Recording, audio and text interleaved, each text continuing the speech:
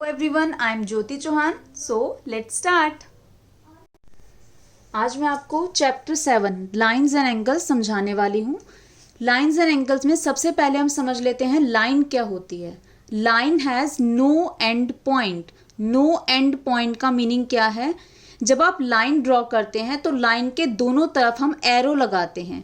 इस एरो का मतलब है कि हम लाइन को आगे एक्सटेंड कर सकते हैं, दोनों तरफ से बढ़ा सकते हैं. इसीलिए कहा जाता है कि लाइन में एंड पॉइंट्स नहीं हो सकते. मींस लाइन को आप मेजर नहीं कर सकते क्योंकि उसके एंड पॉइंट नहीं होते. अब लाइन को नेम कैसे देते हैं? या तो आप लाइन को स्मॉल अल्फाबेट से शो कर दीजिए, जैसे मैंने इस लाइन का नाम दिया है स्मॉल एल, तो आप इसे नेम कैसे देंगे? Line L. या फिर स्मॉल एल लिखकर उस पर लाइन का सिंबल बना दीजिए. आपको ध्यान रखना है, अगर लाइन की बात हो रही है तो लाइन के सिंबल में दोनों तरफ एरो लगते हैं. एक और तरीका है, अगर आप लाइन ड्रॉ करते हैं तो उसमें आप दो एंड पॉइंट दे दीजिए. जिस तरह से मैंने दो पॉइंट लगाए हैं ए एंड बी. अब इस लाइन का नाम हो गया लाइन ए बी. ये जो आप पॉइंट देंगे ये आप कैपिटल लेटर से डिनोट करेंगे. ओके, तो आप इसे लाइन जब नाम देंगे लाइन ए बी भी लिख सकते हैं, लाइन बी ए भी लिख सकते हैं, मीन्स इसको उल्टा भी लिख सकते हैं. और ए बी के ऊपर लाइन का सिंबल बना दीजिए और बी ए के ऊपर लाइन का सिंबल बना दीजिए. मीन्स एक आपकी लाइन ए बी जो दी हुई है उसको आप चार तरीके से उसका नाम लिख सकते हैं. अब लाइन सेगमेंट की बात करते हैं. Line segment has two end points. Line segment में दो एंड पॉइंट्स होते हैं. टू एंड पॉइंट्स का मीनिंग होता है कि हम इसको एक्सटेंड नहीं कर सकते. सेकेंड, डेफिनेट लेंथ, और इसकी लेंथ जो होती है वो फिक्स होती है. जैसे एग्जाम्पल के लिए मैंने एक लाइन सेगमेंट ड्रॉ किया A B. A and B are two end points. आप इसको बढ़ा नहीं सकते क्योंकि यहाँ पर कोई एरो नहीं लगता, यहाँ पर हम एंड पॉइंट्स लगाते हैं. सेकेंड, इसकी जो लेंथ है वो कितनी है? 5 सेंटीमीटर. आप 5 सेंटीमीटर को 5.1 ऐसे नहीं ड्रॉ कर सकते. अब इसको नाम कैसे देंगे हम? ए बी, हम इसको ए बी उसके ऊपर लाइन सेगमेंट का सिंबल बना देंगे, या बी ए लिखकर भी लाइन सेगमेंट का सिंबल बना सकते हैं. नेक्स्ट, रे. रे क्या होती है? रे हैज़ वन एंड पॉइंट. रे में एक एंड पॉइंट होता है. जैसा आप फिगर में देख रहे हैं ये आपका एंड पॉइंट है और जहां से एरो है वहां से वो एक्सटेंड कर सकती है. ठीक है, तो इसीलिए इसका एक एंड पॉइंट है. जो एंड पॉइंट होता है वहां से हम रे को एक्सटेंड नहीं कर सकते, इसीलिए इसको एंड पॉइंट कहा जाता है. और दूसरा, जब हम इसका नाम देते हैं तो हमेशा एंड पॉइंट जो होता है वो पहले लिखते हैं. इस चीज़ का खास ध्यान रखिएगा आप लोग. यहाँ पर एंड पॉइंट ए है तो हमारा इस रे का नाम क्या होगा? A B. Ray A B, और ए बी के ऊपर हम रे का सिंबल लगा देंगे. गलती से भी आप इसे बी ए मत लिखिएगा क्योंकि बी जो है वो एंड पॉइंट नहीं है. बी से वो एक्सटेंड हो सकता है, आगे बढ़ सकता है, इसलिए बी आपका एंड पॉइंट नहीं है. एक और एग्जांपल से समझ लेते हैं. अगर फिगर आपको इस तरीके से दी हुई है और आपको पूछा है कि रे का नाम लिखिए, तो आपको एंड पॉइंट देखना है. एंड पॉइंट कौन सा है? सी.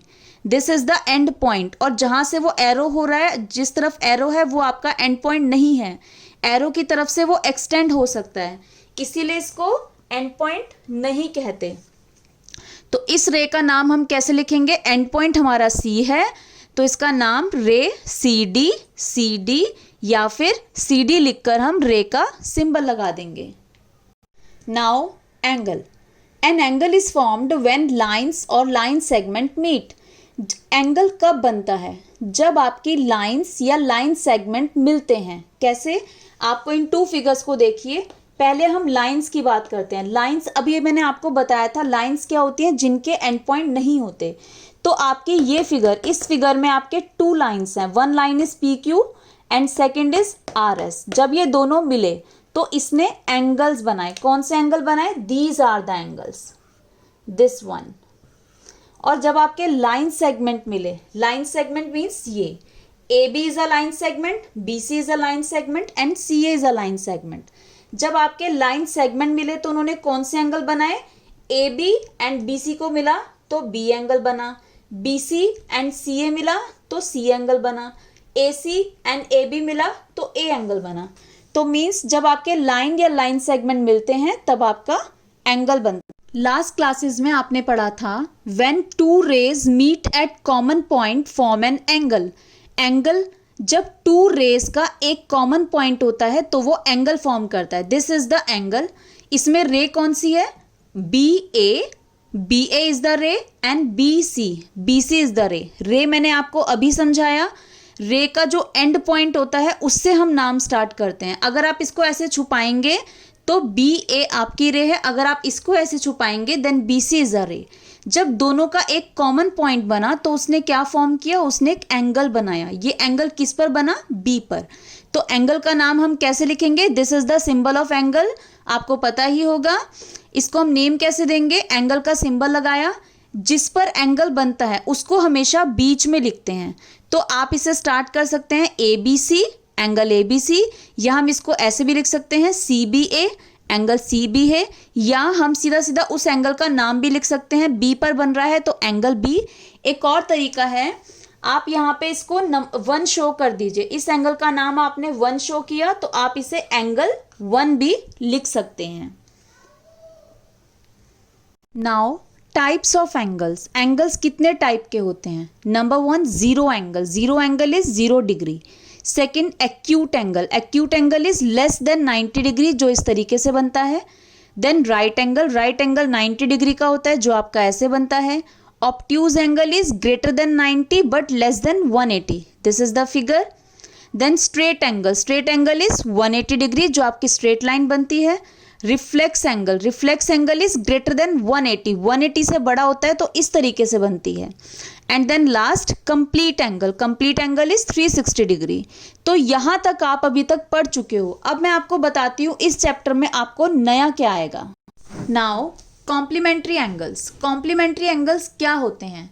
सम of two angle is 90 degree.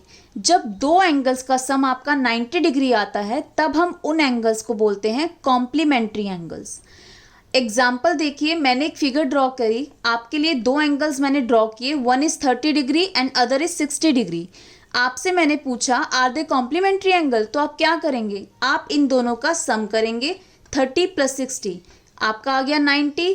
हमारी डेफिनेशन ही यही है, जब आपका टू एंगल्स का सम 90 होता है तब हम उन्हें कॉम्प्लीमेंट्री कहते हैं। तो यस, अगर आपका सम 90 आता है then you write yes they are complementary. अगर आपका 90 नहीं आता तब आप लिखेंगे no they are not complementary. Now whenever two angles are complementary, each angle is said to be the complement of the other angle. जब दो एंगल्स आपके कॉम्प्लीमेंट्री होते हैं, जो आपका हर एंगल होता है, जिन दो एंगल से मिलके वो कॉम्प्लीमेंट्री हुए हैं, then each angle is set the complement of other angle. Means आपका जैसे इस एग्जाम्पल में 30 एंड 60 दोनों का सम 90 आया था, तो 30 डिग्री का कॉम्प्लीमेंट एंगल कौन सा है? 60 डिग्री। या हम ऐसे भी कह सकते हैं 60 डिग्री का कॉम्प्लीमेंट्री एंगल कौन सा है? 30 डिग्री। मीन्स आपका each angle is said to be the complement of the other angle. Now can two acute angle be complement to each other? क्या दो एक्यूट एंगल एक दूसरे के कॉम्प्लीमेंट हो सकते हैं? तो आप सबसे पहले आप एग्जाम्पल लेंगे। मैंने लिया 30 एंड 60। एक्यूट एंगल्स क्या होते हैं? जो आपके 90 से कम होते हैं। तो दोनों ही एंगल 90 से कम है। मैंने दोनों का सम किया, हमारा सम 90 आ गया। It means yes two acute angles can be complementary to each other if their sum is 90 degree. दो एक्यूट एंगल कॉम्प्लीमेंट्री एंगल हो सकते हैं अगर उनका सम 90 डिग्री आता है तो। Now can two obtuse angles be complement to each other? क्या दो ऑब्ट्यूज एंगल एक दूसरे के कॉम्प्लीमेंट हो सकते हैं? सबसे पहले हम एग्जांपल लेंगे ऑब्ट्यूज एंगल्स। ऑब्ट्यूज एंगल्स क्या होते हैं? जो 90 से बड़े एंड 180 से छोटे। तो मैंने लिया 100 जो 90 से बड़ा है एंड 180 से छोटा, then 120। Both are obtuse angles. दोनों का हमने सम किया, आपका सम आया 220। अब लेकिन कॉम्प्लीमेंट्री एंगल्स का सम कितना होना चाहिए? 90। तो ये इज नॉट इक्वल्स टू 90। तो हमारा कंक्लूजन क्या निकला? No, two obtuse angles can never be complementary to each other because their sum is not equals to 90. दो obtuse angle कभी भी complementary नहीं हो सकते क्योंकि उनका सम कभी भी 90 के इक्वल नहीं आएगा। Okay, next, can two right angles be complement to each other? क्या टू राइट एंगल्स एक दूसरे के कॉम्प्लीमेंट हो सकते हैं? Right angles means 90 degree. Example मिलेंगे, टू राइट एंगल की बात की है तो राइट एंगल 90 डिग्री, दो राइट एंगल लेंगे 90 डिग्री, 90 90 90 प्लस किया, आपका आ गया 180। कॉम्प्लीमेंट्री एंगल के लिए हमारा सम कितना होना चाहिए? 90। तो यहाँ तो 180 आया, not equals to 90। It means conclusion is there कि no, two right angles can never be complementary to each other as their sum is always equals to 180। दो right angles कभी भी complementary angles नहीं हो सकते क्योंकि उनका सम हमेशा 180 आएगा, बट complementary के लिए हमें सम कितना चाहिए? Always 90 degree. नाउ आपसे कुछ क्वेश्चंस कर सकते हैं, जैसे what is the major of the complement of 45 degree? 45 degree angle का कॉम्प्लीमेंट्री एंगल क्या होगा? तो आप कैसे निकालेंगे? The complement of an angle of major 45 degree is the angle of 90 minus 45 that is 45 degree. किसी भी एंगल का अगर आपको कॉम्प्लीमेंट्री एंगल निकालने के लिए बोलता है तो आपको क्या करना है? आपको पता है कॉम्प्लीमेंट्री एंगल का सम 90 होता है, तो 90 में से जिस भी एंगल का हमें कॉम्प्लीमेंट्री निकालने को बोला है उसको लेस कर दीजिए, 90 में से उसको माइनस कर दीजिए, तो जो आपका आंसर आएगा that is the complement of that angle. Okay.